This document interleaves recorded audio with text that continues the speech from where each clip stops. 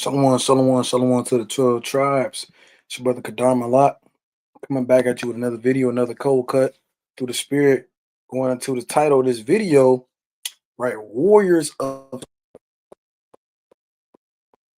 battle formations, etc. So, like a lot of times, Israel, we get into a lot of prophecy, a lot of parables, which are very fruitful things, way fruitful, extremely fruitful. But the Most High also put it on other brothers' spirit and Israelite spirit to get into the historicity of the scriptures, man. You have to get into history, as brothers, as historians, they study various topics week to week. You have a priest office, they do different things and certain things. So everybody has an office or a lot or a gift that the Most High has given them, and the Most High said to stir that gift up. Hey, Peter said, stir that gift up.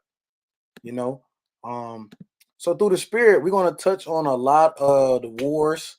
We're going to touch on a lot of different things in the scriptures first, and I'm gonna go into, like I said, the geography of it, the maps of it, and go into a lot of the wars. Now, for sake of time, I got about an hour, but at least through the Spirit, I can get something in and something done.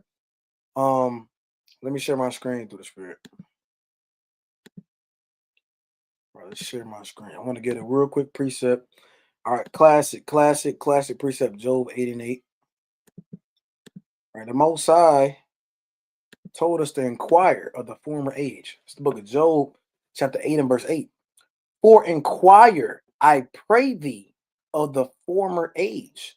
Now, when you go into, again, like the history of the scriptures and the history of life and time, you have different ages. You have the Bronze Age, you have the Iron Age, you have the so-called Stone Age. You have ages where they primarily was learning, so-called humans was learning, a lot of different things with iron, a lot of different things with stone, and all these different things. Okay, so we had to get into the ages: the Stone Age, the Bronze Age, the Iron Age, um, plenty of these different things. The so-called Dark Ages. You have to get into the ages, and prepare thyself to the search of their fathers. You have to get into these people. Hey, to a degree, you got to search up Esau's forefathers. You got to go into the presidents. You got to go into damn Amalek and go into damn the damn Nazis and whoever else is going on. You have to get into it, man. You have to get into Hitler. You got to get into World War One, World War Two. You have to get into all of the history of the scriptures. What happened during the Dark Ages? What happened during the Age of Renaissance? During the Age of Discovery? How did these wars take place? How did they win the wars? Was it economic warfare? Was it because of different things? What happened? Was it a certain formation? How did they win? A lot of these wars, you read, oh, we fail, or oh, they fail. Well, how did they fall? I want to change this layout so I can, because it's a little better zoom in. But how did they fall? How did these nations fall? How did these people fall? How did Babylon take over Moab, Ammon, Esau, Israel, North? He took over all of that, man. How did that happen? What did they do? You have to get into the history. And the Most High says, inquire of the former age. Now, you got to acquire the former age. Of course, it's plain. But I want to get another one real quick. We're gonna jump into some wars. Deuteronomy 32.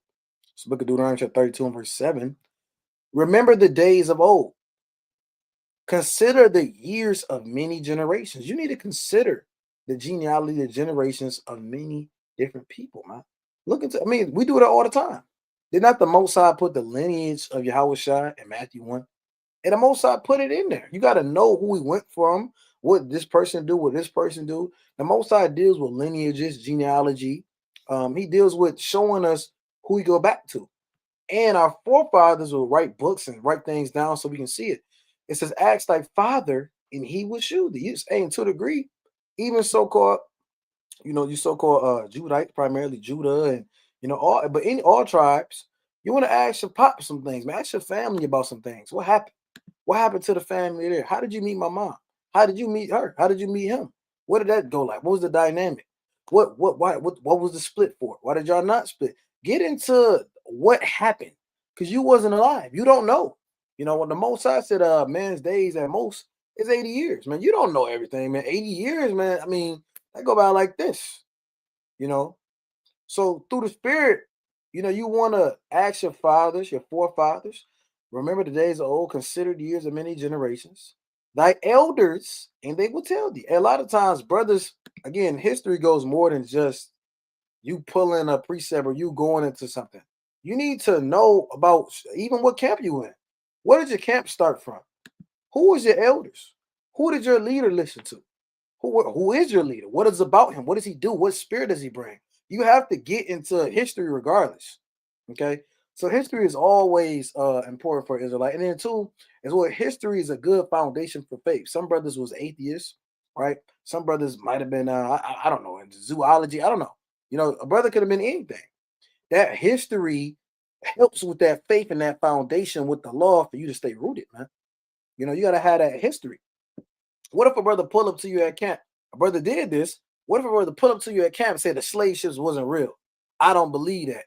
He just you can pull Deuteronomy 28 and 60 all you want. But he said, you know, I don't believe in the slave ships. You gotta go to history now. Now you gotta bring out Jesus of Lubeck. Now you gotta go into the ports that was in Ephraim in Puerto Rico. Now you have to go into the slave ports that was over there in the kingdom of Judah and the Gulf of Benin. You have to go into the history. But if you don't know that, then you out of there.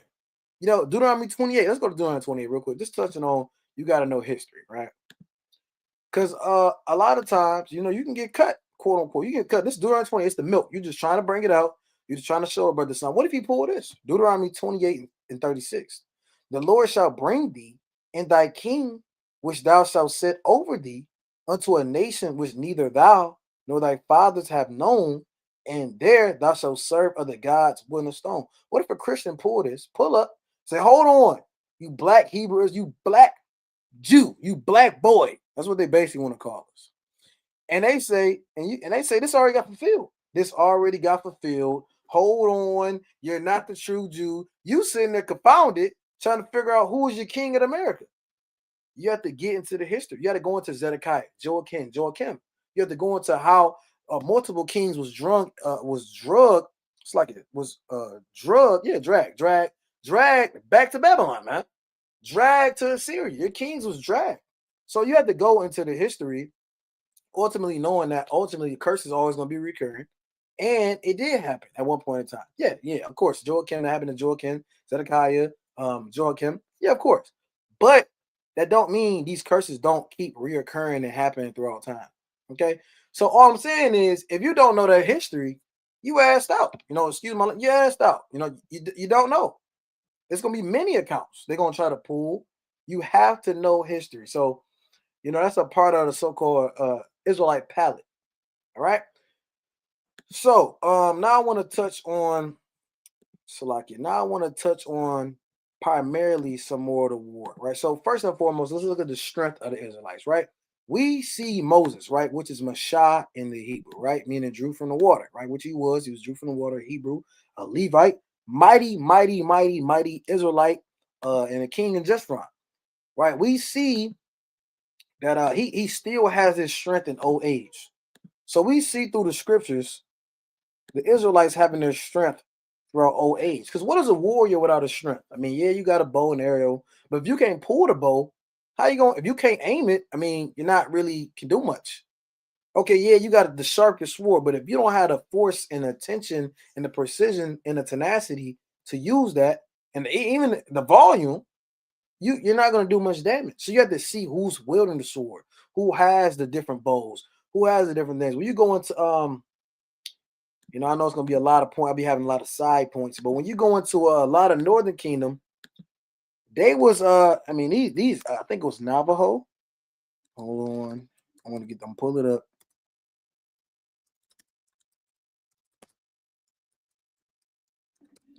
I think it was the Navajo tribe, but you had Native Americans, man. Hey man, they was on a horse sideways. Let me see if I can pull this up, or it might have been Seminole. I think it was Seminole. Slacky. I think it was Seminole. Let's see if I can try to pull this up, man. Right, get the Seminole.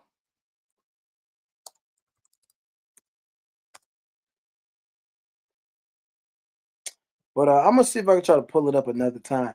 But basically, when you go into Gad and Native Americans, but I think it was Navajo or the Seminoles, but they was on the horse sideways, man, shooting the gun sideways, man. They had skills, man. You had to let me see if I can try. I gotta pull this up. Let's see.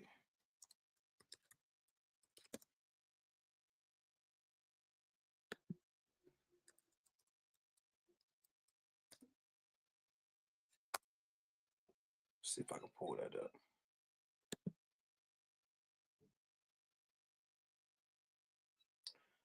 Let's see if I can pull up some images. At least a source. Um, it's madness, man. Hey Google, man. Sometimes you search stuff up, and it's under a certain wording. They want a certain wording.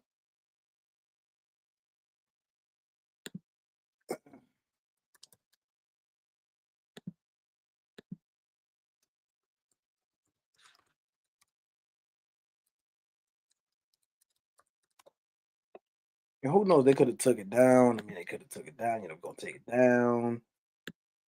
But nevertheless, I mean, I can't find this specifically. But nevertheless, you had Gad and Seminole, and they was on the side of the horses, man, shooting the gun. I think I got it on my phone, man.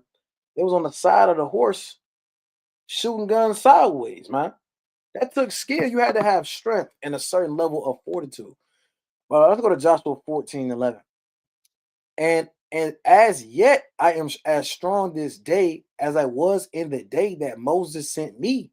As my strength was then, even so is my strength now for war, both to go out and to come in. So through the spirit, hey man, they had power, man. Moses said he had that same strength when he got older, man. Hey, that's a lot of our forefathers, man. And then when you read, when you read about Moses, he wasn't a pushover. Moses wasn't, a weak man. Moses wasn't in folly. Hey, Moses came down from that temple with all the Levites and said, "Let's go to war." Right? Let's get this. This is Exodus 32, and let's start at 23. For they said unto me, make a now for one, Aaron, he was in between a rock and a hard place, and he could have took some more accountability here. Okay, right here. All right, let's read it. It says, Exodus 32 and 21. And Moses said unto Aaron, what did this people unto thee that thou hast brought so great a sin upon them? Right? What are these people doing to you that you bring this sin upon them? And Aaron said, let not the anger of my Lord wax hot. Hold on, don't wax hot. Oh, slack your out of one. Hold on. Don't get too angry. Thou knowest the people that they are set on mischief. You know these niggas is wicked, man. For they said unto me, make us gods, which shall go before us. For as for this Moses, the man that brought us up out of the land of Egypt, we wot not what is become of him, right? Which means we don't know. We don't know what the hell is going to happen to Moses. He's up there floating in the mount. We don't know. It's a chariot over the mount. It's angel. He's glowing. What? We don't know what the hell he's doing up there. Hey, make us this God, man. I want to see my God. I want to see the deity. Okay. And I said unto them, whosoever have any gold, let them break it off. So they gave it me. Then I cast it into the fire, and there came out this calf. Well, hold on now. this is a lack of accountability. What you mean you cast it into the fire? There came out. How did it come out? Who made it? You don't put gold in some pot and it just come out this calf. No. Somebody had to sculpt it. Yeah, put the horns on there, the tongue, and then it's there, and you worship it, man. So terrible accountability. 25. And when Moses saw that the people were naked, for Aaron had made them naked unto their shame amongst their enemies, then Moses stood in the gate of the camp and said, who is on the Lord's side? Who is on Yahweh's side? Let them come unto me. And all the sons of Levi gathered themselves together unto him. So Levi was on fire right here, man. Levi, through the spirit, it was mighty. All the sons, Merari, Gershom, Kohath, man, all of them went and was with Moses, man. Look what Moses did. And he said unto them, thus saith the Lord God of Israel, put every man his sword by his side, and go in and out from gate to gate throughout the camp, and slay every man his brother, and every man his companion, and every man his neighbor. And the children of Levi did according to the word of Moses, and their fellow the people that day about 3,000 men. Hey, man, Moses had a warrior spirit, man. These Levites, don't let them just think, oh, it was just David. He's the only warrior. No, there's plenty of warriors there. You got Levite warriors, Ephraimite warriors, Israelite warriors, man. Hey, he said, man, slay all these guys, man. They're an idolatry. And they all got to die. Certain sins, you got to just kill them. They got to get off the earth because it's going to corrupt the fruit and the new fruit and the good fruit, the seeds that's going to come out. Okay? It says, verse 29, for Moses has said, consecrate yourselves today to the Lord, even every man upon his son and upon his brother, that he may bestow upon you a blessing this day. Right? So, nevertheless, even through all that, the Lord still, put the spirit on Moses to make atonement. But look at that spirit, man. Right? That's a warrior spirit. What I mean, do you think he went to war with his damn fist? Moses was unarmed. Any true warrior, you can't go to war with just unarmed. Now, of course, you want to know these things, but truly you need a weapon. Humans were made to have weapons. Until we get that spiritual power, that angelic power, that new body, that more spirit, and a little bit of physical flesh body, a body like how it shot Philippians 3 and 21. Hey, you need weapons. You need weapons. You need weapons. You need weapons. So through the spirit, look at that spirit of Moses, man. He was a warrior. He was a warrior through the spirit. You think Moses was just sitting on his ass? He's just he had to handle business. He had to handle business. Let's go get Deuteronomy 34 and 7. So book of Deuteronomy chapter 34 and verse 7. And Moses was 120 years old when he died. His eye was not dim, right? Meaning he can still see. Moses at 120 years old, he still could see. His eyes wasn't dim. He didn't, you get older, they wear glasses, you got damn cataract problems. Hey, Moses didn't have that issue. His eye was not dim, nor his natural force abated. So he didn't lose any of his strength. Think about how mighty that was. You didn't lose any of your strength. 120. Jake, you turned 50. You can't even lift a damn tire no more. You can't even get on your knees. My back. As soon as you get up underneath a damn sink, man, can't even take it. You got some Jakes, man. They can't even take it to trash, man. Taking it. Oh, my toe hurt. Hey, Moses had his strength at 120, man. Right? And even let's get another mighty forefather, another mighty forefather, right? Kalab, right, which is Caleb. Caleb had that same beautiful blessing through the spirit. To be that strong, you know what I'm saying? At that old age. Let's get that. Sirach 46. Sirach 46 and verse 7.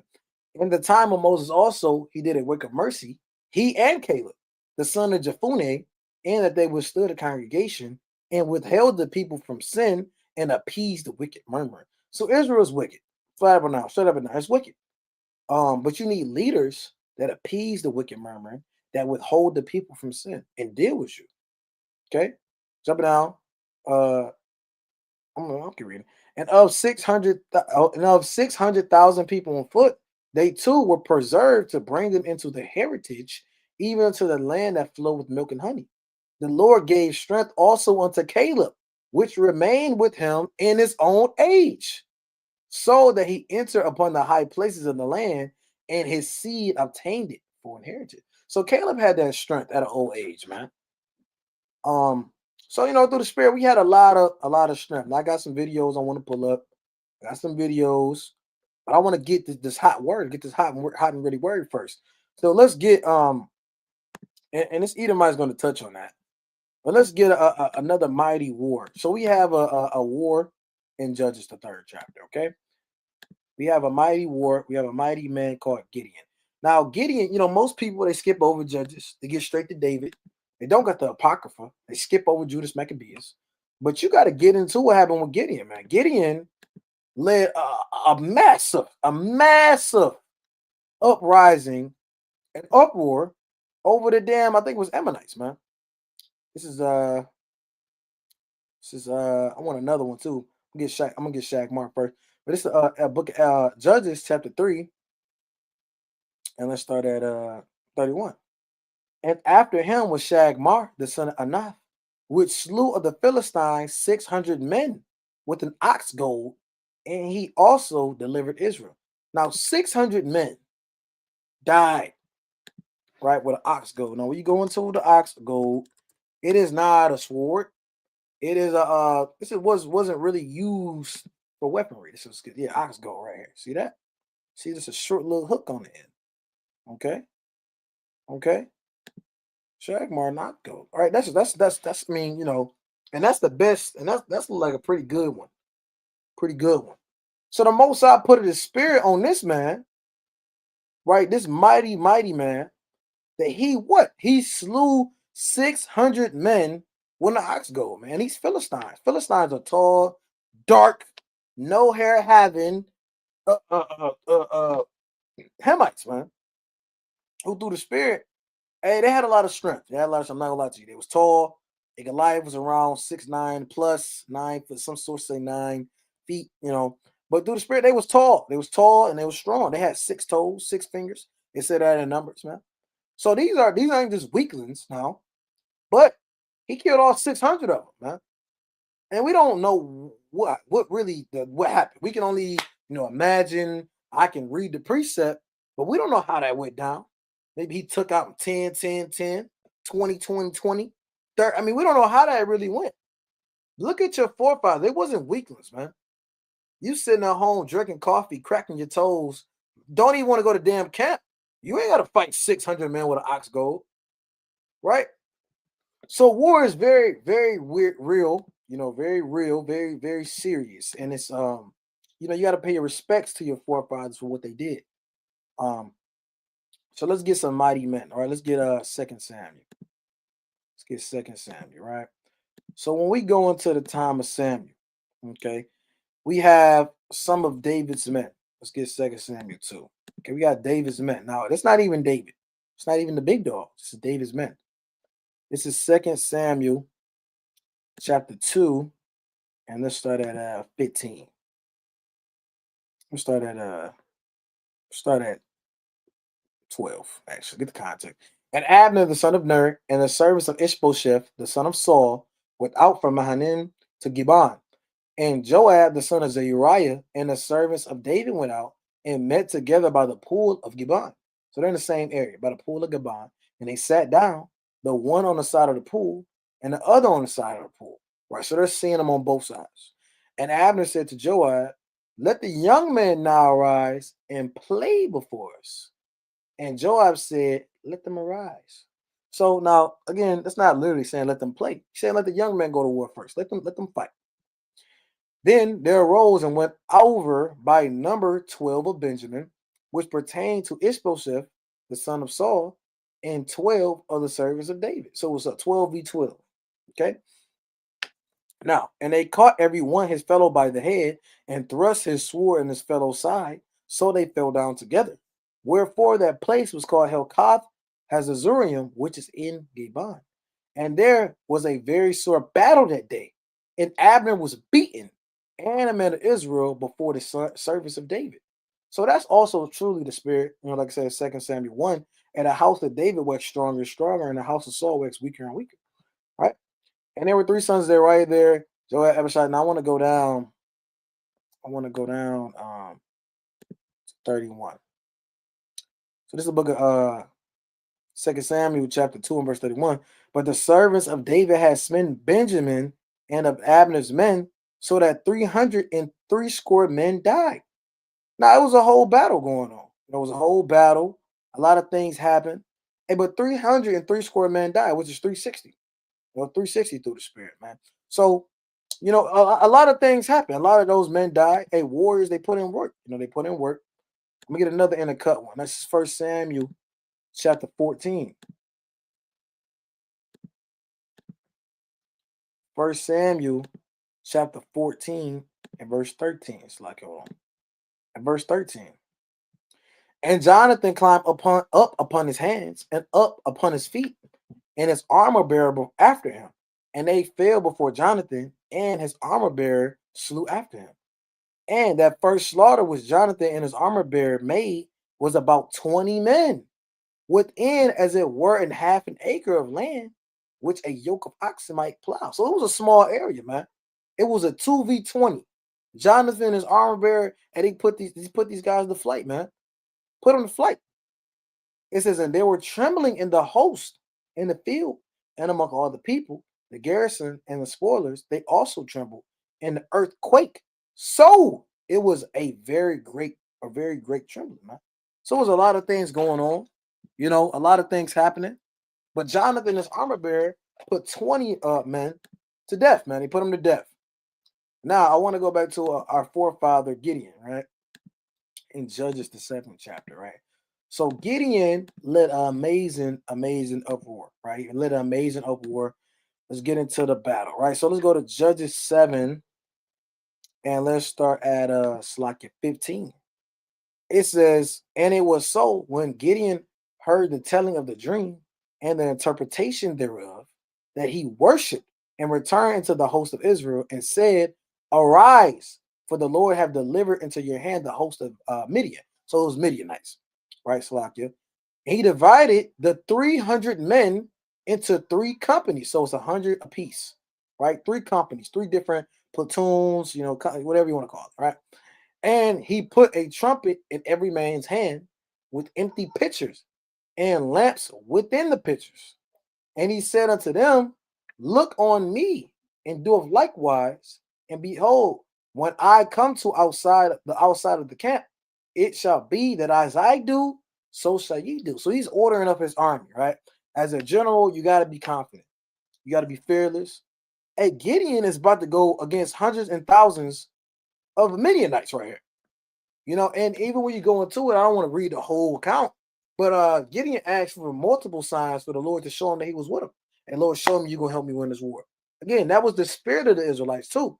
You would, before you go to war, this is a prideful jackass. You would ask the Most High. If he was in the spirit, you would ask the Lord, hey, Lord, please show me, am I going to win this battle? The Lord did that. I mean, even with Ahab and Jehoshaphat in 2 Kings, man. Right? They started asking, they went and inquired the Lord. The false prophet said something false. But through the spirit, it's like it was a lying spirit in the prophet's mouth. But then, next thing they was inquiring though. That shows the energy. You don't just go up and just go to war presumptuously. Because you don't know how the Most High is going to handle that battle. And you want to save people's lives. So it says, so Gideon and 300 men that were with him came unto the outside of the camp in the beginning of the middle watch. And they had newly set the watch. And they blew the trumpets and break the pitchers that were in their hands. Now I want to jump down. I don't want to read this whole account. Right? Let's go down. 25. It says, and they took 2 princes of the Midianites, the Midianites, Oreb and Zeb, and they slew Oreb upon the rock Oreb, and Zeb they slew at the winepress of Zeb, and pursued Midian, and brought the heads of Oreb and Zeb to Gideon on the other side of Jordan. Now I want to go to the 8th chapter. So we got to see the number. So you got 300 men, right? 300 men, right? A remnant, right? A remnant. Now let's see how many died. How many fell on the other side? This is the book of Judges, chapter 8 and verse 10. Now Zabah and Zalmunna were in Kakor, and their hosts with them, about 15,000 men, and all that were left of all the hosts of the children of the east. For there fell 120,000 men that drew the sword. Look at this, man. 300 men put to flight 120,000, man. Right? Through the spirit, 120,000. For there fell 120,000 men that drew the sword, man. So Gideon, again, he might not have the most clout. He might not be the most popular brother. Hey, but he was crazy mighty. Crazy mighty. We don't know how that went down. I can't see. I can't show you the visuals. I can't, I'm led to believe that we're in the kingdom. We're going to be able to build some technology that we're going to be able to see different things like that. I don't know how it's going to go down. Yes, that's my mortal man opinion. But through the spirit, the Lord said, 1 Corinthians 2 and 9, we're going to see things that we never seen before. Really paraphrasing. You don't know what the Lord has preserved for his elect, man. We might be able to see that thing on the screen, man, make something happen, man. I want to see that. I want to see these 120,000 Midianites dead, man. How did it happen? What happened with Oreb and Zeb, or whatever you want to call his name. How did that happen, man? Right? How did that happen? What did they do? Did they have certain arrows? Was they scared? We don't know. Now, a lot of times through the Spirit, the Most High put the Spirit on our forefathers, and they got real afraid. That's what it was. They got real afraid. The nations would get very, very fearful, and that was just causing them to lose. The Most High even said that in Deuteronomy, the 20th chapter, man. If you're fearful, take your ass home, man. It's like coming to camp. You come to camp. Oh, I might get confounded. I know what I'm gonna do. Who's gonna teach it? What if he pulls this out? I'm not studied in this. You gotta have a certain level of confidence, man. Right? Let's read this. This Exodus, it's like it, Deuteronomy 20. Um, and let's start really with two. And it shall be when you are come nigh unto the battle, that the priest shall approach and speak unto the people, and shall say unto them, Hear, O Israel, you approach this day unto battle against your enemies. Let not your hearts faint, fear not, and doeth not tremble, neither be you terrified because of them. And you gotta be willing to lay your life on the line, man. You gotta be willing to lay your life on the line. If you was a warrior, the most I'm not seeing that. You're fighting for his people. That's why Esau and his army, you got Veterans Day, right? You got veterans, they get glory and praise for just putting their life on the line, man. The Most High loves a mighty, a humble, God-fearing warrior, man. Look at David. Look at Saul before the fall. Look at all the judges. Look at Joshua. Look at Moses. The Most High is dealing with, and the Most High said, I'm a man of war. And well, we said, he's a man of war. Exodus 15:3, man. The Most High is Yahweh is a man of war. Plain. So through the Spirit, the Lord is dealing with war, spiritual warfare. You fighting it versus the Spirit, and you overtaking it, and you getting the glory and the spoils of the fruitfulness and the riches of His glory and His great grace, man. You just destroying the Spirit. You fighting and overcoming something. You finally beat it. You lose a little bit, then you come back. And the Most High loves war. Look at the dynamic of war. War is in everything, man. You have war conflict constantly in everything. So through the Spirit, man, the Most High is dealing with war, and he's dealing with war, and he's telling these people, the priest will have to tell them, hey, if you're scared, man, hey, don't be scared. The Most High is with you. Okay. Now let's go down to 8. And the officers shall speak further unto the people, and they shall say, what man is there that is fearful and faint-hearted? Let him go and return unto his house, lest his brethren's heart faint as well as his heart. And again, that's a sickness. Imagine you getting ready to get into a fight. You're about to fight a couple people, and your homie, I don't know if we could take him. I think we should just go. I don't know how we're gonna make it. I don't know how we might die here. I might not ever see my children again. What am I supposed to do? What do I do? What do I do? Hold on, brother. You gonna put that spirit on the whole damn army, man. Everybody start thinking, yeah, they do got chariots of iron. Yeah. Yeah. How the hell are we supposed to beat chariots of iron? What the hell is that? I didn't even see it. Have you seen it? Yeah, you see iron? Yeah, that's just strong. It's way stronger than bronze. Our sword's gonna fall. How we gonna use the bronze sword against iron? Yeah, iron breastplates and you gonna start thinking, and really, it's really a spirit of overthinking as well, which is off. Overthinking can be used incorrectly. So through the Spirit, the Most High said, take your ass home. Right? Take your ass home if you're scared. So you might have to have, a certain, again, like a level of confidence, a righteous confidence, and that's why you ask and pray to the Lord for confidence and confirmation that you was going to win this battle. David did that plenty of time, right? Let's give you another one, right? Let's get what's that? 1 Samuel through the Spirit. 1 Samuel, I think it's 30. Right, you had a lot of different things that was going on. This is 1 Samuel chapter 30, start at 1. And came to pass when David and his men will come to Ziklag on the third day, that the Amalekites, the damn devils, right, who Saul went off, he was supposed to kill all these damn Amalekites, man, in the first place. But the Most High, he things had to happen. But he was supposed to kill a lot of these Amalekites, man. He invaded the south. They invaded the south and Ziklag and smitten Ziklag and burnt it with fire. So they came at him from the south. Now let's get into a little bit of geography, right? Right, you under here. Let's get into the maps. What the hell? This man is just be pulling up dumb stuff. Pulling up dumb stuff. But anyways, when you get into the maps, man, I want to get some. Is this better? It's really big, but through the spirit, right? When you get more and more, that's a lot for Simeon, by the way. But when you get like right here, yeah, it said right here. You see Edom right here? Bold, you got to get into the geopolitics, you got to get into the war, you got to get into these things, you know.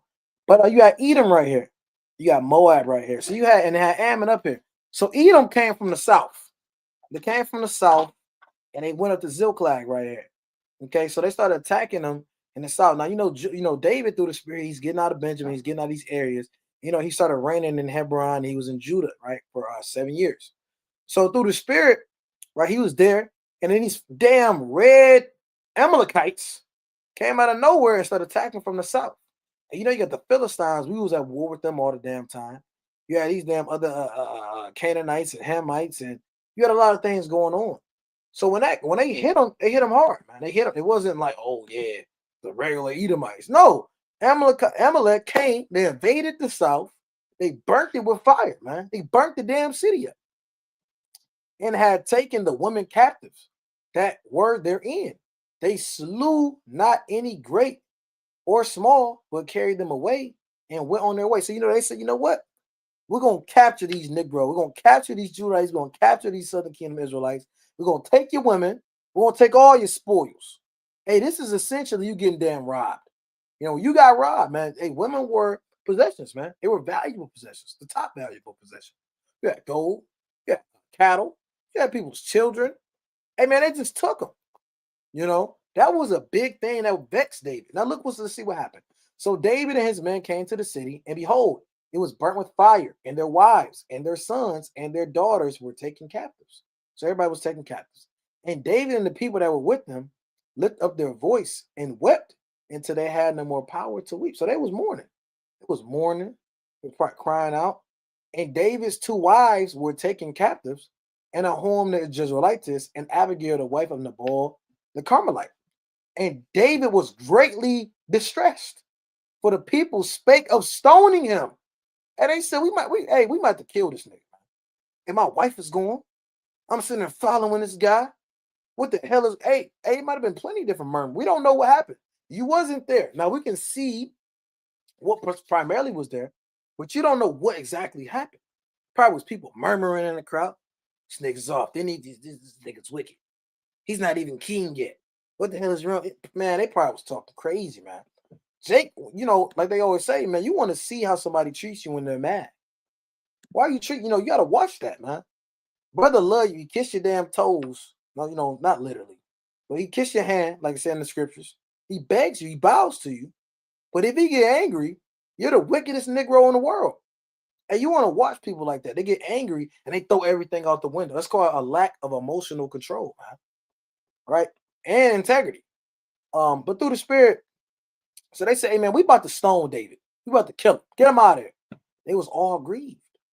Every man for his sons and for his daughters, but David encouraged himself in the Lord his God. So again, this is a great account too of a war general, right? Things happen. Ambushes happen, man. Things happen. Casualties you didn't calculate. Formations, platoons that fell. Flanks that didn't go together. Hey, man, things happen. But as a general, you got to be strong and you got to have a good, logical, and it's a balance of spiritual way of handling things. Like through the spirit, the prophets, like, let's say Jeremiah. Jeremiah didn't have to deal with this. Now, Jeremiah had his own life as a way of prophet. But as a king, as a general, hey, man, he had to deal with them about to stone him, man, because they just lost their daughters. What do you do? What do you do when everybody's calling on you, man? What are we going to do? What are we going to do there? What are we supposed to do? Do what? What are we supposed to do? That's what they told him, But he encouraged himself in the Lord is God. No, it don't say what he did. We don't know. The Most High, he might have prayed. The Most High might have just put the spirit on him. He might have just snapped and got it through. We don't know. But all we know is he encouraged himself. And what did he do? What is the thing he did? This is why David and First, Second Samuel is like top 3 for my favorite books, man. All of the Book of Kings in the Septuagint. When you see in the Septuagint, it calls First, Second Samuel and First, Second Kings. It calls them all kings, so it's called the Book of Kings. First and Second Kings, Third and Fourth Kings. So all of those is one of my favorites. Revelation is one of my favorites. Genesis and Sirach is one of my favorites, man. Those are my top like 4.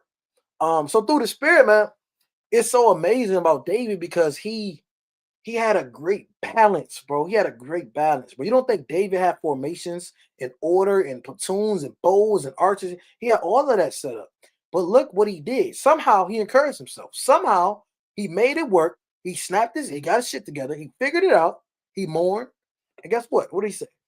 David said to Abiathar the priest, Amalek's son, I pray thee, bring me hither the ephod. And Abiathar brought thither the ephod to David. Now, David's not a Levite. Why did he say bring me the ephod? Why? Because on the ephod, you have the Urim and the Thummim. Right, let's pull that up. You got to pull that up for Jake. You got to show him Urim. And what is it? What is that? What is the Urim and the Thummim? What the hell is that? Right.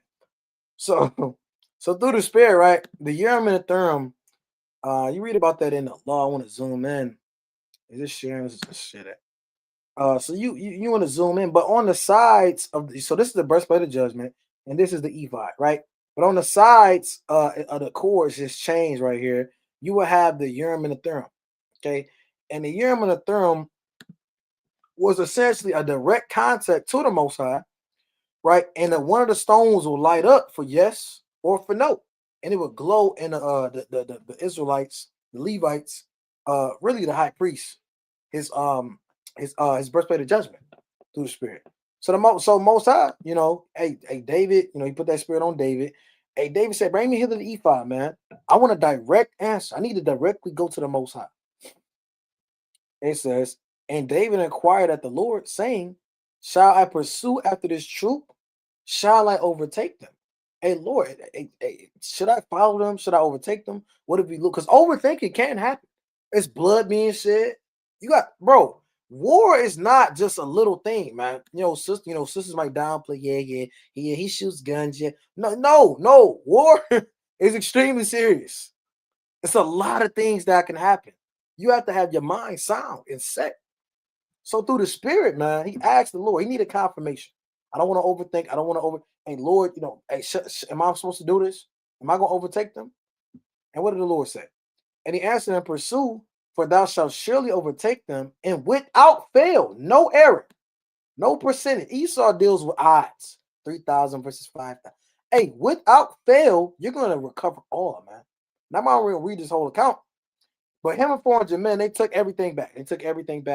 And the Most High were a great victory in Israel right there, okay? So that's just a couple of accounts. Now I want to get into some videos. Now through the Spirit. I want to get into this video, right? Hold on. Oh, Salaki, it wasn't sharing. But let's get this real quick, man. Let's get this. I want to get into this. I want to say, this is for fair use. Hold on, Esau. Right. This is for fair use. Okay, fair use. So this is going into the early Israelite warriors and a lot of the things that they had during this is primarily like the Stone Bronze Age, but it's going to touch on a lot of good stuff. Okay, weapons and equipment. It's going to touch on some of the gear, the military appearance, the methods of warfare, etc. So I wanted to pull this out because through the Spirit, it's endless accounts. It's endless accounts. You got accounts about Simon with 3,000 men killing 100,000 men. You have Joshua fighting and the sun is being stopping. That's been stopped. You have mighty men with David in 2 Samuel, the 23rd chapter. You got Samson. He killed 1,000 men with the jawbone. You have angels that fought with Judas Maccabee. There's plenty of things I want to get into. But I want to show this video for fair use that we can get into some of, so-called Esau's historians, right, and see what they got to bring to the table. So let's share this tab. All right, and Lord willing, Israel can hear this, right? So let's get this in here.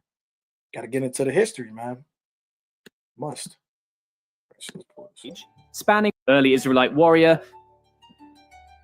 The early Iron Age, spanning roughly 1200 to 1000 BC, marks a formative but often overlooked chapter in the history of Israelite warfare.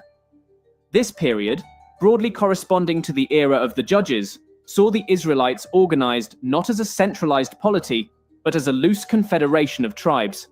Political authority was localized, fragmented, and temporary. The lack of a standing army or formalized military institutions, meant that warfare, when it occurred, was largely reactive and episodic. It was shaped less by long-term strategic planning and more by immediate threats, internal disputes, and opportunistic conflicts with neighboring groups. During this era, So basically, what Esau is saying is it wasn't just happening strategic, which is not 100% true. A lot of times it was definitely strategic. When you read about David, read about Solomon, read all in the Book of Kings. But that's why I said it's on the age. It depends on the age. He's talking about very, very, very early ages.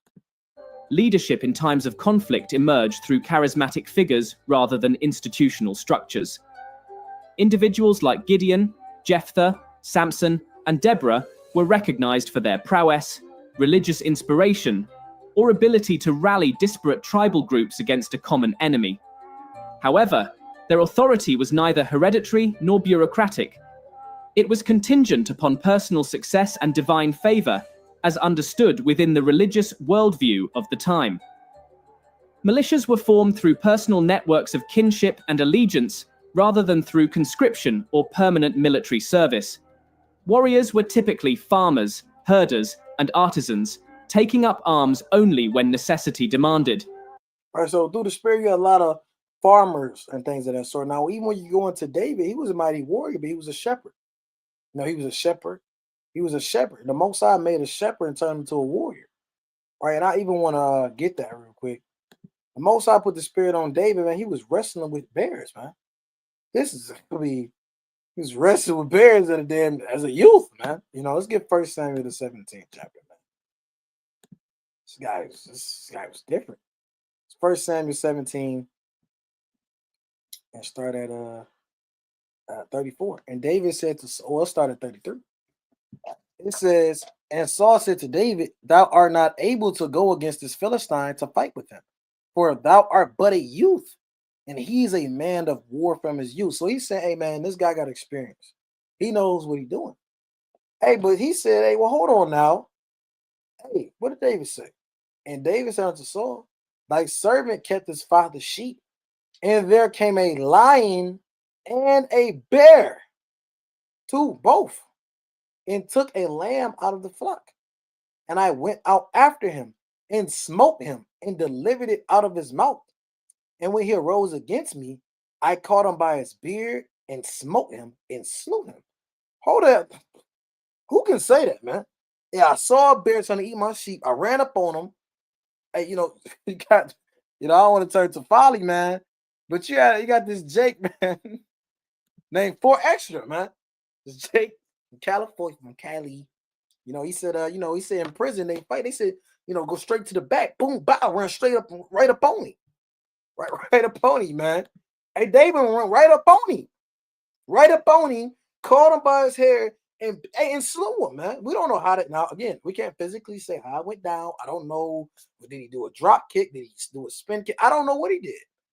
But it say he caught him, he grabbed him by his beard, and he slew him. He smote him. Thy servant slew both the lion and the bear at the same time. Now, when you read when you get into the Apocrypha, it says the lion and the bear are the top 2 most strongest animals. And this uncircumcised Philistine shall be as one of them, seeing he had defied the armies of the living God. Look at that confidence. Look at that faith, man. David said, moreover, the Lord that delivered me out of the paw of the lion and out of the paw of the bear, he will deliver me out of the hand of this Philistine. And Saul said unto David, go, and the Lord be with thee. He said, you know what? Hey, go. Let's see. Let's see. He's talking a good game, but let's see what he can do. Now, through the spirit, David backed up what he was saying. Right? He backed up what he was saying. There's so many things I want to get, man. Because you got to even get into the videos, man. You got to get into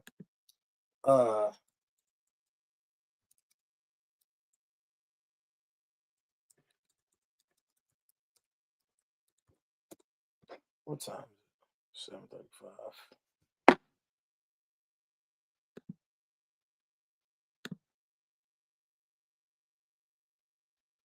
But when you get into it, man, you have deadly slingshots, man. You got a lot of slingshots. It wasn't, I thought something else happened, man. But when you go into the slingshots, man, they were very dangerous weapons. It wasn't just run-of-the-mill things. A slingshot was a very serious weapon.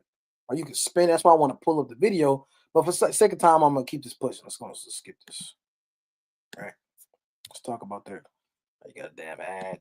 All right, got ads in the last days. We got ads.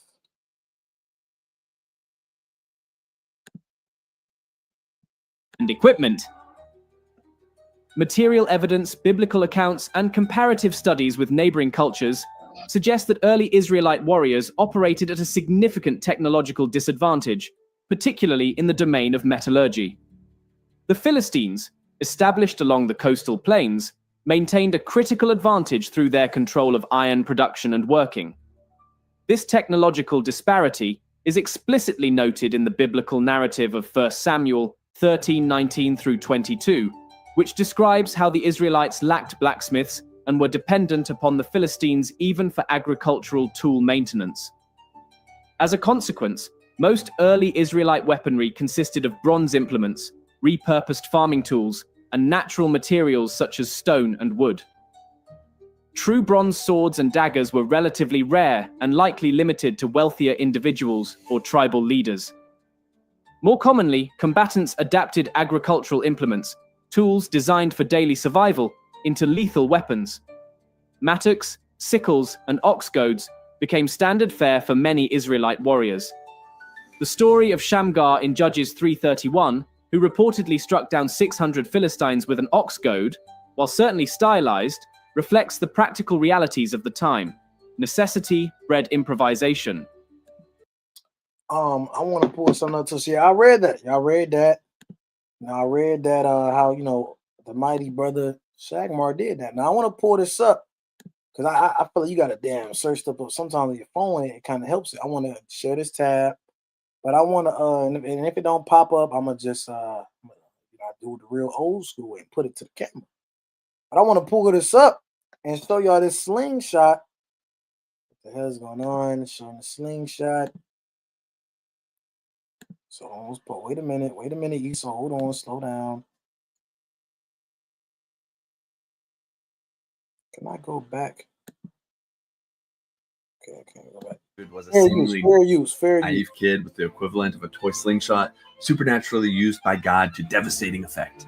But as you can see from these clips from YouTubers Dash Rindar, Mike Shake, these slings weren't mere toys. These were serious weapons. In fact, Mike Shake did this on his first day toying with the sling. Hannibal the Great, the Carthaginian general known for nearly bringing Rome to its knees in the Second Punic War, employed 2,000 slingers in his army. One of Rome's leading generals was severely wounded by a slinger in the Battle of Cannae, which contributed to his death. So David killed Goliath with a ranged weapon used professionally by militaries across the Bronze and Iron Ages and into classical antiquity even. Well, if that's the case, then what's the point of the story even? Like, you might be wondering, okay, David killed Goliath with a common weapon of the time. Big deal. What's the takeaway then? I'd argue the takeaway from the story of David and Goliath isn't simply that God will miraculously intercede and slay your giants for you, but rather, and this is so important, that God has ordained the mundane in your life to properly equip you for current and future tasks that will require faithful collaboration with him. Think about it. David spent many years as a shepherd. Like, this was basically like the minimum wage, like, job nobody wants. He became proficient with the sling out of necessity with this, though. He used it to fend off predators that would want to make lunch of his lambs. So think Mr. Miyagi, wax on, wax off. What had been mundane. Well, anyways, Esau, right? We appreciate that, man. We appreciate that, Esau. Now, with that being said, so yeah, you had a slingshot. That wasn't just a regular weapon. When you had a slingshot, that was a big deal. It's a big weapon, For ranged combat, slings were the most widespread and effective weapon available. Simple to manufacture and requiring only stones or hardened clay projectiles, slings were accessible to all and highly effective in skilled hands. In close terrain or defensive situations, slingers could harass and disrupt enemy formations without the need for expensive or difficult to maintain armaments. Bows also existed, but they appear less prominently in early accounts, and archaeological evidence suggests that their use may have been relatively limited compared to other Near Eastern cultures of the same period. Arrows, when used, typically bore flint or bronze heads, again reflecting the constraints imposed by limited access to iron. Improvised weaponry should not be interpreted as a sign of primitiveness. Rather, it reflects a resourceful adaptation to material scarcity and an ability to transform everyday tools into effective instruments of war. These adaptations were functional, durable, and suited to the kinds of warfare the Israelites most often faced: skirmishes, raids, and defensive actions, rather than prolonged field engagements. Defensive equipment and armor. Okay, so I want to go back to this one more time. So it showed the slings was a big deal. The slings was a big deal. Even Benjamin had the slings, I want to share this again and go back to this. All right, dealing with the slingshot, man. The sling, look at this guy. All right, slingshot. Hey, man, things happen, man. The point where he can break the sound barrier. Whether he's throwing a controller or a simple stone, it packs more punch than a gun. And guess what? He's even found a new way to play football with his friends. But wait, there's more. If you think breaking the sound barrier or tossing a shield like Captain America is impressive, just wait until you see him unleash 100% of his power. Fair use. Are you willing to dedicate yourself to mastering this skill? This guy is called Real Life David. All right, Real Life David. But hey, man, hey, them slings. Hold on, let me see if I gotta go back and sharing this real quick. Hey, man, but them slings was a big deal, man. Hey, bro. Hey, man, I used to get damn rock swinging all that damn. Hey, man, it's gonna get hot. It's gonna get hot, man. You're gonna have a massive headache. Protective gear among early Israelite warriors was minimal, constrained both by technological limitations and the decentralized, militia-based nature of their forces. The average combatant would have entered battle wearing a simple linen or woolen tunic. Belts were used to secure small weapons, carry greater mobility during combat. Footwear likely consisted of basic sandals, though many may have fought barefoot depending on conditions and personal circumstances. Shields were employed, but were typically small and constructed from organic materials, wooden frames covered with stretched leather.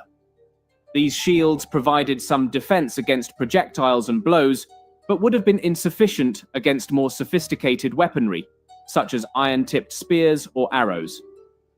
The size and construction of these shields suggest a focus on mobility rather than static defense. Helmets, where they existed, were likely simple constructions of hardened leather rather than metal. Metal helmets, whether of bronze or iron, were expensive, required specialized craftsmanship, and are unlikely to have been widely available outside of the wealthiest or most important warriors. Body armor was even rarer. Scale armor, a technology involving the sewing of metal scales onto a cloth or leather backing, was likely unknown among the early Israelites at the common soldier level. The biblical description of Goliath in 1 Samuel 17, who is depicted as wearing an elaborate coat of mail, is presented not as typical, but as extraordinary and foreign. His heavily armored appearance would have been an imposing and unfamiliar sight to early Israelite fighters, emphasizing the asymmetry of military technology between them and their better-equipped adversaries. And you got to understand this, man. The Most High said we above all people. Imagine the Most High put the Spirit on us, and we had all that, man. Imagine, just imagine us with sheep milk, all these perfect weapons, man. And that's so you told the Most High really was looking out for us, man. The Most High was showing the way and paving the way. Appearance and military identity. In visual terms, the early Israelite warrior would have been virtually indistinguishable from the average agrarian worker. Bearded, dressed in simple tunics, and armed with improvised or basic weapons, these fighters presented no standardized appearance. There were no formal uniforms, military insignia, or regulated dress codes to distinguish combatants from civilians. Warfare was understood as a temporary obligation, deeply tied to household and clan responsibilities, rather than to a distinct military profession. This lack of uniformity reflected the broader social structure of the Israelite tribes. Work today. I got damn ass. So yeah, it's basically saying on the early time, in the time of Judges, it wasn't all the way orchestrated, which can be very argued because I mean, even when you think about when we moved in the Exodus, it was different. You know, it was 3 on each side. You know what I'm saying? So it was definitely structured. Kinship and tribal loyalty served as the primary organizing principles, and military efforts were often extensions of familial or intertribal disputes. Warriors fought alongside relatives and neighbors, and group identity was maintained more by social bonds than by any external markers of rank or affiliation. The contrast with neighboring cultures, such as the Egyptians or Assyrians, who fielded standing armies with distinct units and visual markers of rank, is significant. Early Israelite warfare was personal, localized, and community-driven, characteristics that shaped not only how battles were fought, but also how warriors perceived themselves and their role within society. Right. So we didn't went over their, you know, their appearance. We went over, you know, their protective gear, some of their weapons. Now let's get into these last 2 segments. Really just the last segment. Methods of warfare. Given their organizational structure, technological limitations, and material constraints, it is not surprising that early Israelite warfare emphasized flexibility, speed, and familiarity with the terrain. Conventional set-piece battles were rare, and, when they occurred, often involved limited numbers of combatants. Instead, early Israelite tactics favored ambushes, raids, and defensive actions, leveraging the advantages of local knowledge and mobility. And through the spirit, that you know, it's happened. You know, Joshua led an ambush. You know, we you know, they even called us right through the scriptures. They said, we the gods, God of the hills. He said their God is the God of the hills.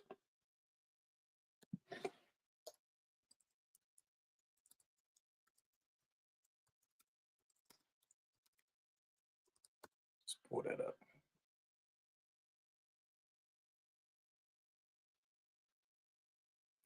First Kings 20 and 28.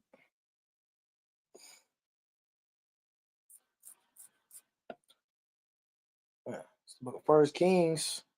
I'm gonna share this in a second.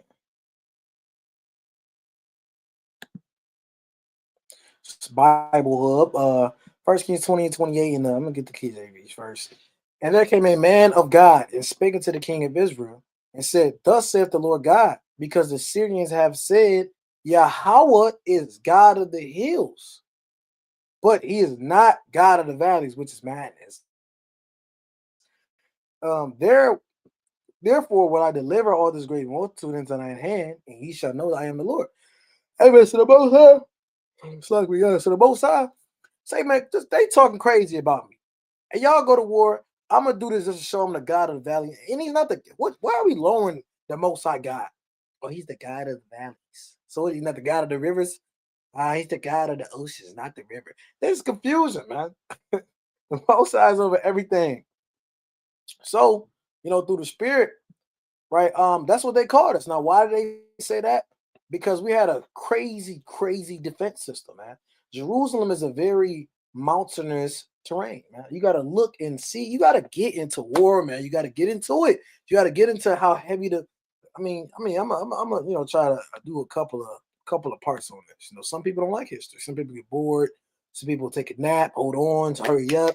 You know, even people do that in school. But me, you know, I was into that. I was into the history. But nevertheless, let's go back to the video.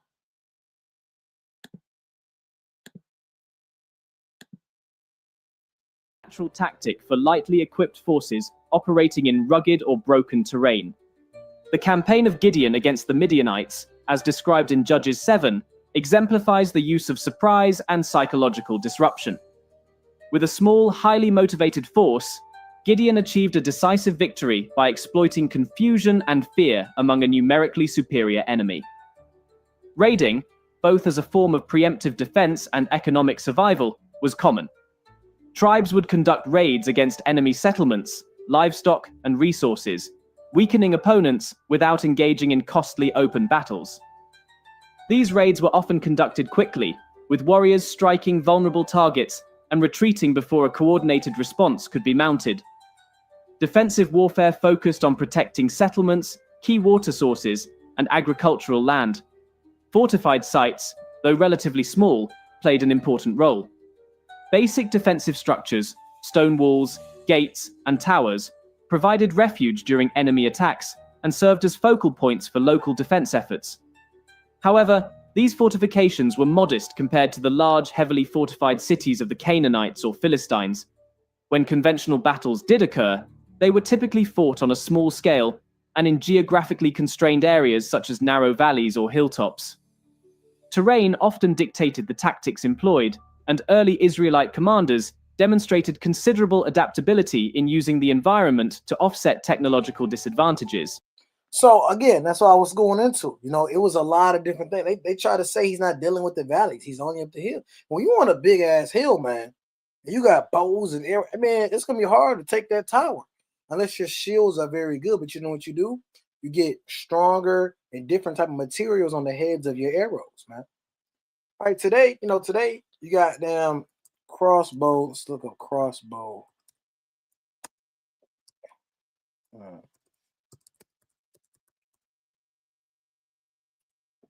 Let's just look at it.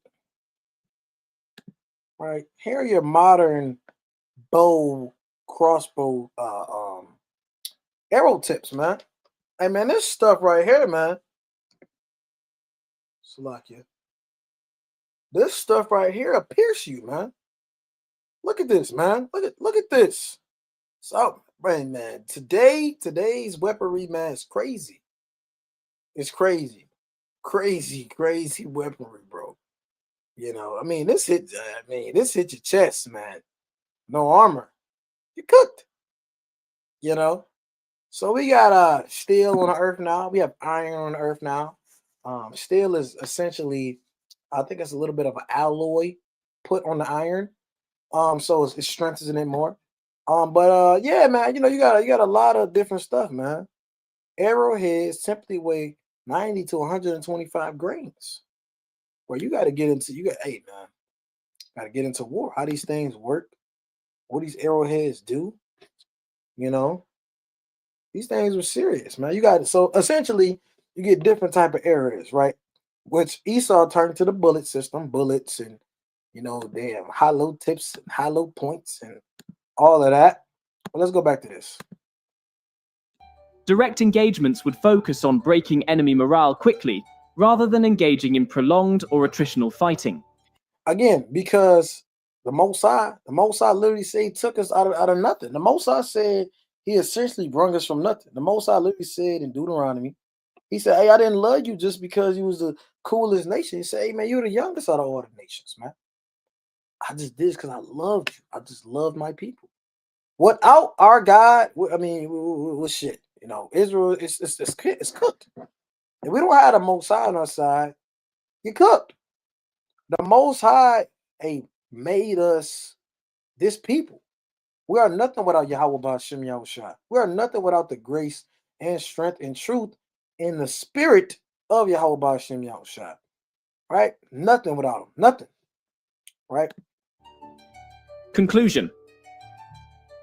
The early period of Israelite warfare thus reveals a system of conflict shaped more by necessity than by grand design. Tribal organization, technological constraints, and localized threats fostered a style of warfare that emphasized improvisation, personal valor, and adaptability. While limited in their ability to wage extended campaigns or challenge more organized enemies head-on, the Israelites of the Judges period developed practical skills in guerrilla tactics. Well, again, that's the point too. So I want Israel to understand this. Don't think this is talking about the Israelites of all time. This is talking about during the time of Judges. Just from a historian, carnal level of Judges. Raiding and defensive warfare that would lay important foundations for later developments. As Israelite society moved toward greater centralization under the institution of kingship, particularly during the reigns of Saul and David, these early experiences in decentralized warfare would inform, but also be transformed by, the emergence of a more structured and professional military apparatus. Yeah, so through the spirit, man, I'm gonna try to keep going into this history, man. Through the spirit, this is a good video. Some, these Edomites, the Most High said, a little peaceable all, man. You got to get into these things. Hey, we don't have our history no more. Esau got our history, man. Esau got our stuff. you know. And I wanted to show this too, right through the spirit. You got shields and bucklers, man.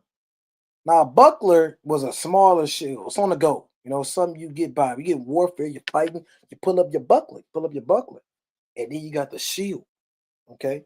So you got a shield and a buckler, man. Right. So the most high put it on our spirit for us to have right. These Edomites like geeks. But they look so like homoerotic, man, when they do stuff, man. But it's the Greek nature. But yeah, man, you know, we had bucklers. We had bucklers, man. We had a lot of different things, man. You have to get into the warfare. You know, you gotta get into the war. I do want to get a couple more precepts and close out through the spirit for sake of time. Um, I might do a part 2 tonight. Go through the spirit, I'm gonna pull up this other video I got. I got another video I want to go into and some more of the history over time, get into the Exodus, get into a lot of different things.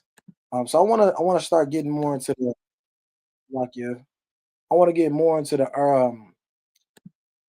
more into the Israelite, warfare, a lot of the different things that happen, who won, etc. A lot of different things. So this is a good, quick video through the spirit. Let me get these closing precepts, man. Let's get these closing precepts going. So yeah, we see the mighty spirit of our forefathers, man. I want to get this in 1 Samuel 30.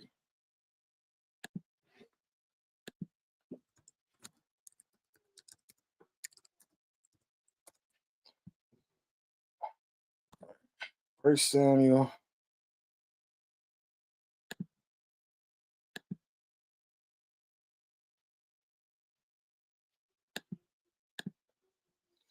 Spoke of 1 Samuel to 30. Start at verse 15. So happened when all the Amalekites took everything. The Most High said, "You're going to come back and take everything." We're gonna see what happens. So this 1 Samuel chapter 30, and let's start at 30, right? Yeah, 30. 30, and let's start at 14. And we made an invasion upon the south of the Kerethites, which belonged to Judah, and upon the south of Caleb, and we burned Zilkad with fire. So he confessed and said unto him, "Canst thou bring me down to this company?" And he said, "Swear unto me by God that thou wilt neither kill me, or deliver me into the hands of my master, and I will bring thee down to this company." And when he had brought him down, behold, they spread abroad upon all the earth, eating and drinking and dancing, because of all the great spoil that they had taken out of the land of the Philistines and out of the land of Judah. So, look at Esau. They said, we got the women, we got their beautiful women. They love adultery. They love fornication. We got their beautiful women. We're going to do things. They plan to do things probably with a perverted mind. The Most High said, let's just any more wicked person. It's like let's any fornicator like Esau, man. Greatly paraphrase. Hebrews 12 and 16. It says, and David smote them from the twilight even unto the evening of the next day. Hold on. And David smote them. He fought them. He beat them. He smitten them from the twilight even unto the evening of the next day. That's almost 24 hours, man. We don't know. That's maybe 23 hours, 22. Hey, man, they was fighting through the night, man. Even until the evening of next day. And there escaped not a man of them, save 400 young men, which rode upon camels and fled. So everybody got put to flight and said these 400 Edomites that luckily through the spirit, not through the spirit, but luckily they got the damn camels. It says, and David recovered all that the Amalekites had carried away, and David rescued his 2 wives. And there was nothing lacking them, neither small nor great, neither sons nor daughters, neither spoil, nor anything that had they taken to them. David recovered all. So he recovered all of it.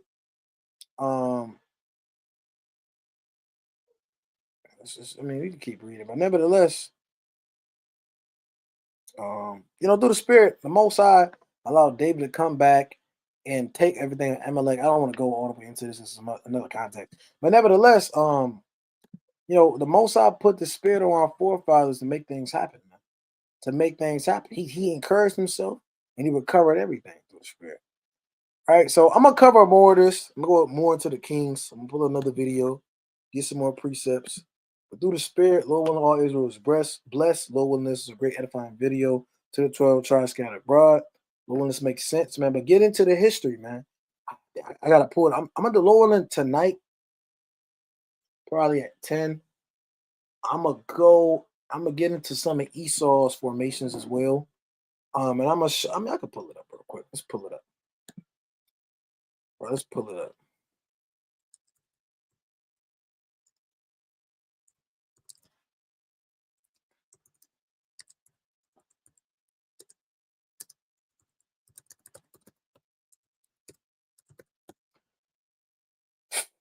So I want to get more. I'm gonna do part, it's gonna be a little series.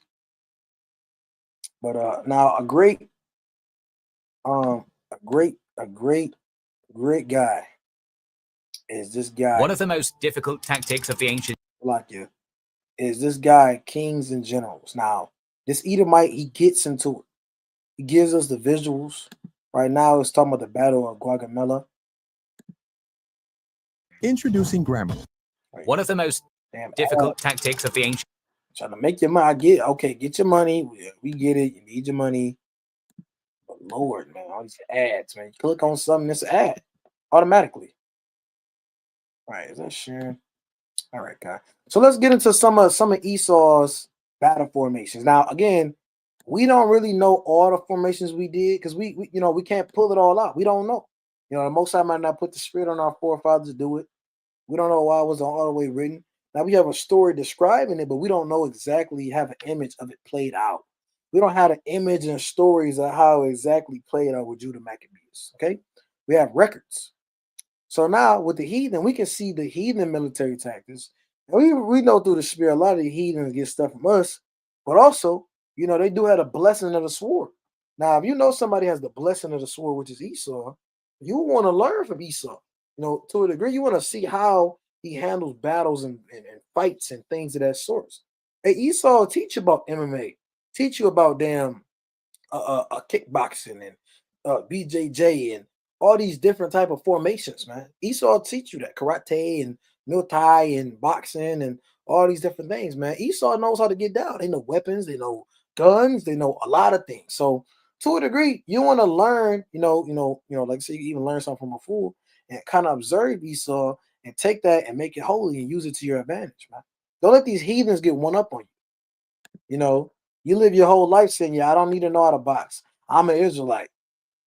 Yeah, I mean, yeah, brother, but if you was to get in a fight with an Edomite, unless the Lord is with you, but pray to God you're not going off, he gonna whoop your ass, man.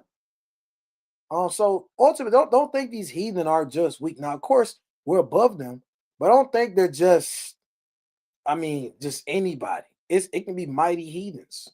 Alexander the Great was crazy, man. This guy, he was a young general, conquered damn a greater portion of the earth in about 11 years, man. Naked as Greek, man. He did it because he had a great commanding spirit. The most I put it on him, and it was prophecy in the book of Apocrypha for that to happen. By the way, but let's put this up. era, it required a genius commander and a well-trained, properly armed force with the ability to brave insurmountable pressure. Alexander the Great used this move during his masterpiece, the Battle of Gaugamela. So let's see how he sets it up. So boom, right? We have Darius III, right? And we have his platoon. We have the immortals right here, and we have all the horsemen right here, and we have some of the infantry here. We have the phalanx, the Greek. See, you got to get into the historicity, man. You got to get into the historicity. Let's pull up the phalanx, right? You need to know what the phalanx is, right? Phalanx is a very famous Greek formation. All right, it's a very famous Greek formation in war. And the phalanx was used by the Greeks. Okay, let's read the definition. Phalanx is a compact rectangular military formation historically composed of heavily armored infantry, hoplites in ancient Greece and Macedonia, who fought with interlocking shields and long spears. It signifies a closely knit group of people, or in autonomy, the bones of the fingers or toes. So it's an image of that, right? Look at this, man. Now, for you black Hebrew Israelites, man, right? You Jakes who don't know who you are, right? You guys are lost in the world. Hey, man, what you gonna do without a gun? Because, I mean, let's be honest. Your gun might jam. Things might happen. What you gonna do against this? How are you gonna fight this? I mean, look at the formation. I'm not gonna lie, it's an amazing formation. It was very smart. It was very crafty. It was very crafty. Oh, so I lost my audio. It's madness. Lost my damn audio. Let me see if I can.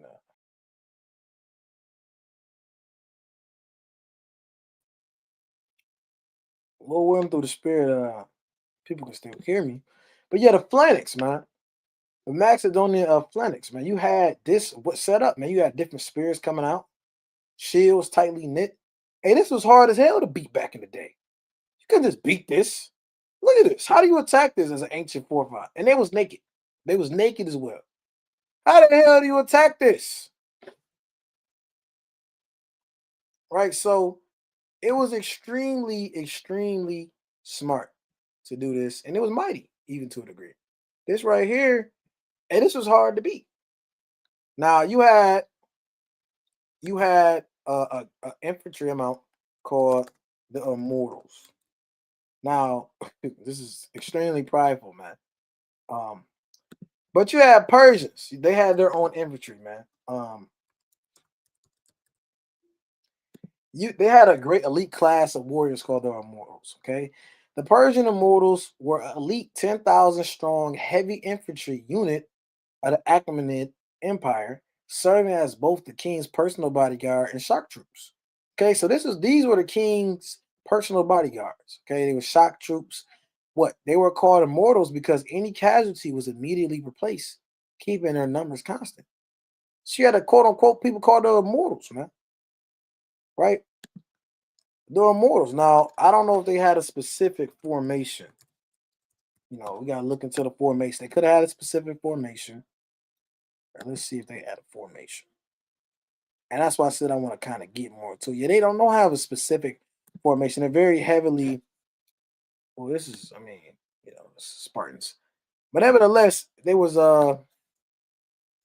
heavily armed. All right, they was heavily armed. They wore this type of mask. You even see that in the movie 300. Where they had a spear. They had, Persians was pretty good at a couple of things. But the Immortals, okay? So we have a great, great fade going on. A great fade of the heathen versus heathen.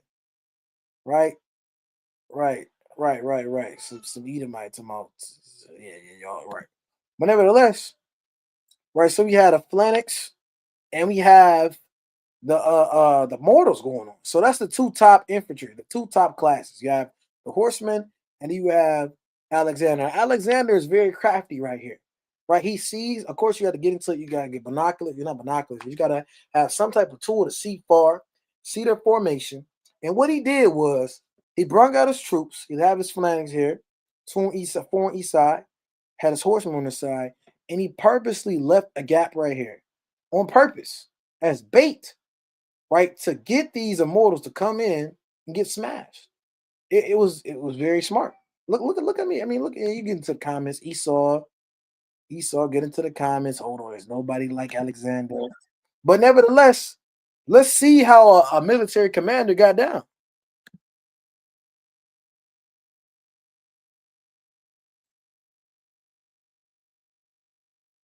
So he's smart.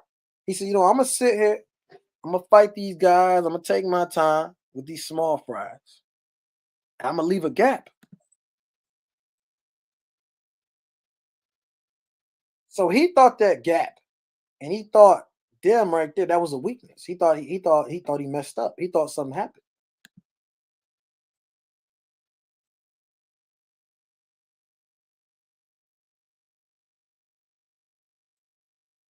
And you got to get into the war terminology. Engage, disengage. Hey man, so they was fighting a small troop, disengaged, saw the Immortals fighting against the phalanx. So you're gonna go and smash Darius. And Darius, remember, he used the Immortals as his bodyguards.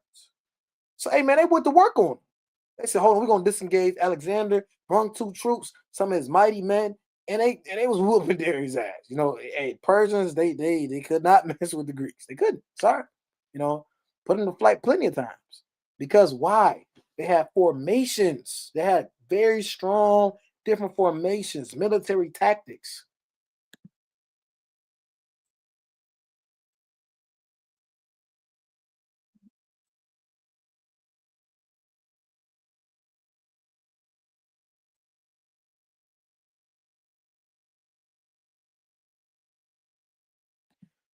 So that was the thing, man. Greeks didn't have a bunch of numbers, but hey, the Persians had a lot of numbers, but it's not all about numbers. It's about tactics, your brain, your mind. What do you do? What do you do when things get hard, man? So that's why I said, through the spirit, man, hey, it gets real deep, man. Oh, Slovakia. Slovakia. Hold on, hold on. But yeah, it gets real deep with the military, man, with the war. I want to pull this up. You got the U formation. All right, so let's show this. Oh, this is also fair use.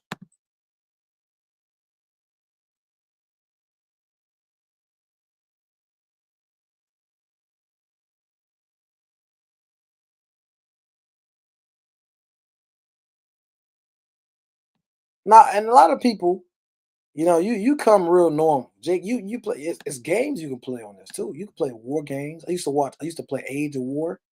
Hey man, it's hey man, war is very it's very exciting. It's amazing. Look at how he set it up. Most of you Jakes, they're gonna see this formation and say, yeah, that's better. Why the hell did he do that so weak? That's a spot. Hey, you gotta be a couple steps ahead in war, man. You gotta have these things, set up, man. These formations set up, these things set up. Look at that.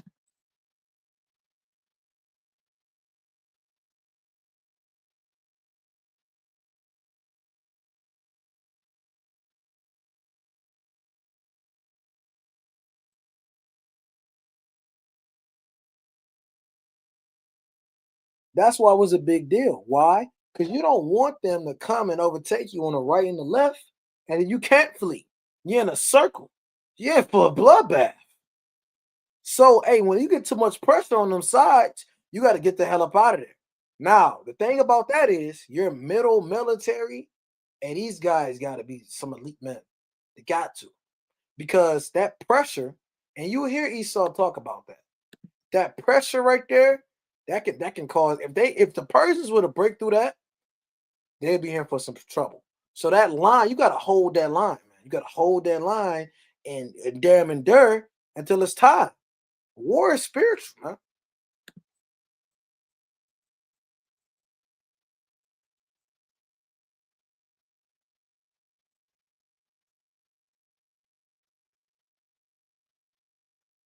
So yeah, you see that failed.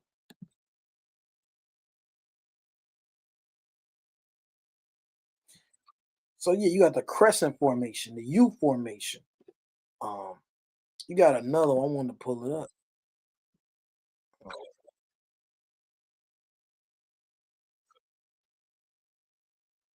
No.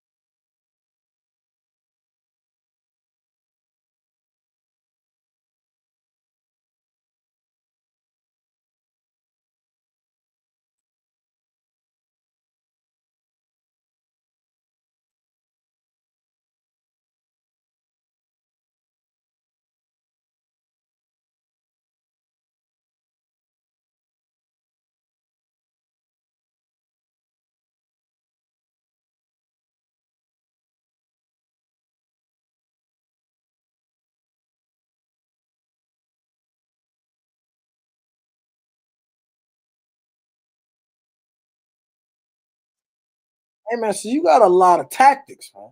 You got the hit and run tactic. That's genius, man. That's hey, bro. Hey, that's genius warfare. I'm not gonna lie to you. It's genius. It's very genius. You know. Yeah, man.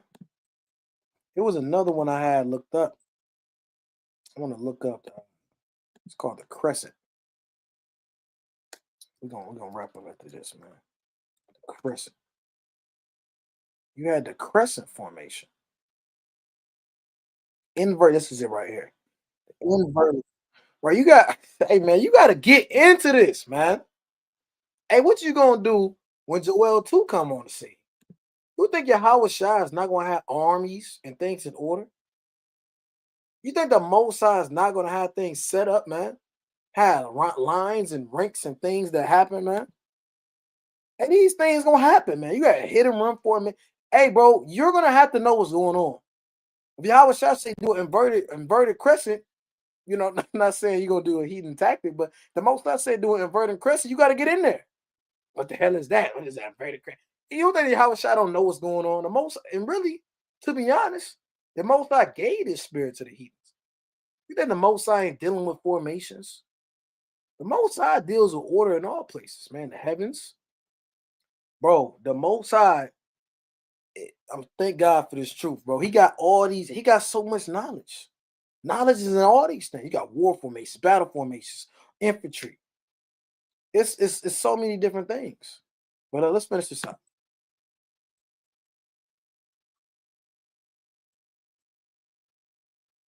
So, right. So, what is he doing? He right here got both sides weaker on purpose. Okay. He's trying to bait them on purpose. A formation is set up a certain way.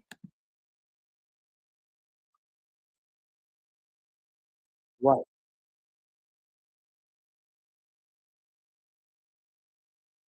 So again, you don't want to keep you really don't want to let the enemy get behind you or behind you on the side of you.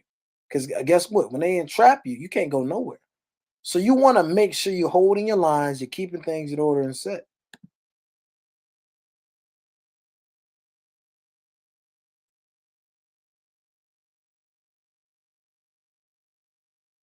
So, right, let's go back to that because I want to make it.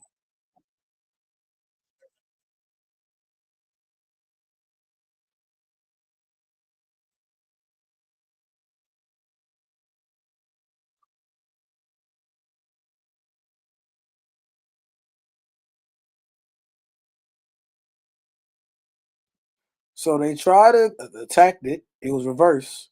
They seen them send some of their platoon. They came and pulled out the flanks. And once they get behind, it's over. How you gonna fight both sides? You can't. The numbers gotta go down. So that's why it's amazing. You know, this is this. I ain't gonna lie. I love this, man. This is great warfare.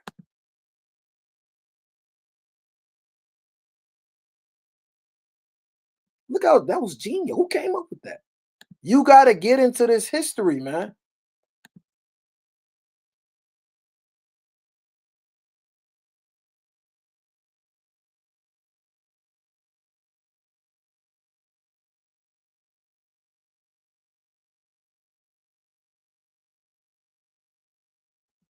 Look at that, man. Genius. You keep pressing, we're gonna flip it on you and then close you in. Then he sent, but what? The cavalry to come in.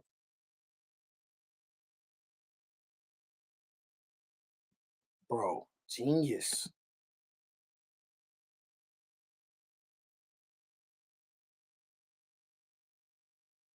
So again, that was cold right there. Hannibal was getting in the works, man. So, ultimately through the spirit, we covered a lot of history. I'm gonna cover a part two. Lord Israel was edified, and a lot of the information. I'm gonna try to get some more information to come back out with some more history. All right, I want to say shalom to the elect, shalom to the 12 tribes, man. All right, you goddamn. I don't know who this is, man, but yeah. Death to Amalek, man, and death to Iran, man. And nevertheless, it was for fair use. Shalom to the 12 tribes. Lord wouldn't allow us to be in the spirit, stay on fire, and be pure. Right, shalom, I love you all. Kwam Yasha Allah.